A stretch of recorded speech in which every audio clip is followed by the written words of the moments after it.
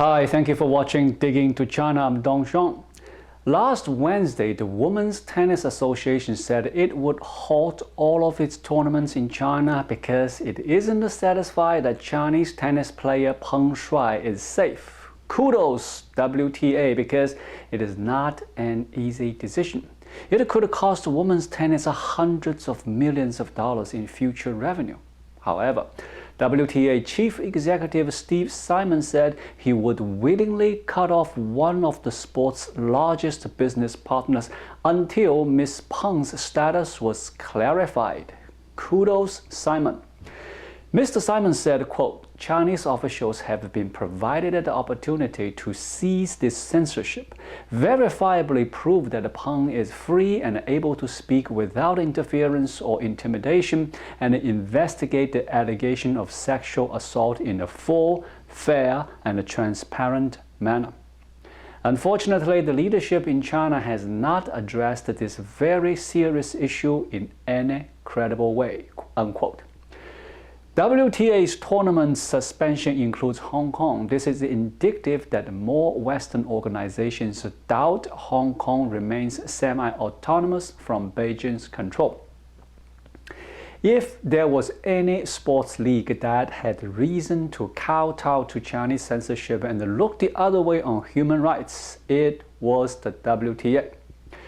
Over 2 months in the fall of 2019, the WTA sanctioned 8 tournaments in China, totaling almost $30 million in prize money. When Ash Barty won the WTA final singles title, she took home almost $4.5 million, significantly more than the $2.6 million for winning the French Open earlier that year. For women's tennis, the choice to park their tour in China between the US Open and the Australian Open did not look like a luxury, but rather a necessary element of doing business that made a lot of people a lot of money. Until last month, the WTA had viewed China as a high-growth country. Just 3 years ago, Mr. Simon signed a 10-year deal for the women's tour that will put the WTA finals in China every year until 2028, and doubled the prize amount to $14 million. The organization also lists the Beijing-based streaming service iQIYI as one of its 4 global partners. Now, Mr. Simon says he can no longer trust China to keep athletes safe. Mr. Simon said, quote, in good conscience, I don't see how I can ask our athletes to compete there when Peng Shuai is not allowed to communicate freely and has seemingly been pressured to contradict her allegation of sexual assault.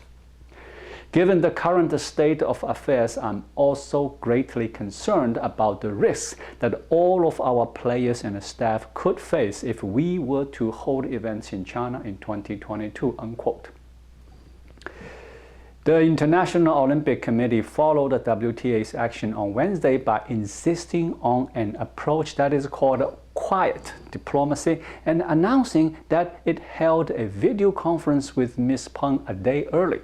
The IOC said, quote, we have offered her wide-ranging support, will stay in regular touch with her, and have already agreed on a personal meeting in January. Ms. Peng is a former world #1 in doubles and a winner of 2 major titles in the discipline.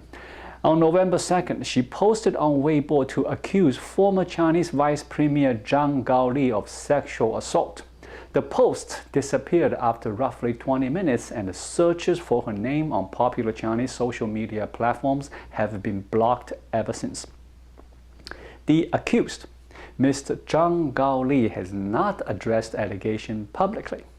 Mr. Zhang played a key role in securing the 2022 Winter Olympics for Beijing. After global outcry from athletes inside and outside the sport, including tennis star Serena Williams and Novak Djokovic, Ms. Peng re-emerged at a youth tennis tournament in Beijing on November 21st and then appeared in a video call with IOC President Thomas Bach later that day. The 30 minutes video call was organized by the Chinese Olympic Committee. After the call, the IOC said she was well but didn't disclose details of the exchange or bring up the sexual assault allegation. Like every major sport, tennis wants to tap into Chinese marketplace, just like Yao Ming helped the NBA gain a significant foothold financially and culturally in China. It was a massive deal for tennis when Li Na won the 2011 French Open and the 2014 Australian Open. You can understand from a business perspective why no Western company wants to close those doors. Offending the Chinese government can have very real consequences. Even in October, the NBA's Chinese streaming partner Tencent pulled Boston Celtics games off the air after Enes Kanter called the Chinese Communist Party leader Xi Jinping a brutal dictator in a video promoting independence for Tibet. But with a famous athlete's life at stake, it becomes clear that there's no amount of toe-tapping or diplomatically worded statements can preserve any balance between the values of Western sports and the Chinese repression. The situation presents a conundrum to Chinese communist regime. On one hand, the private lives of its leaders, even in retirement, is sacrosanct, and the government has repeatedly suppressed the claims of sexual harassment. On the other hand, letting Ms. Peng go unpunished would be unheard of in China, where individuals have few rights to speak openly about top party leaders.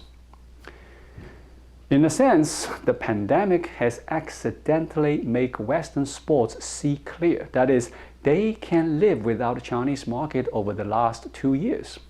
The way China has tried to hide and distort Peng Shuai's accusation while nobody in women's tennis can guarantee her safety has crystallized the choice that must be made. French player Alizé Cornet said very well in her interview with French publication L'Equipe, quote, "If we have to detach ourselves from China because it no longer sticks to our values, we have to do it even if we are losing a little economically.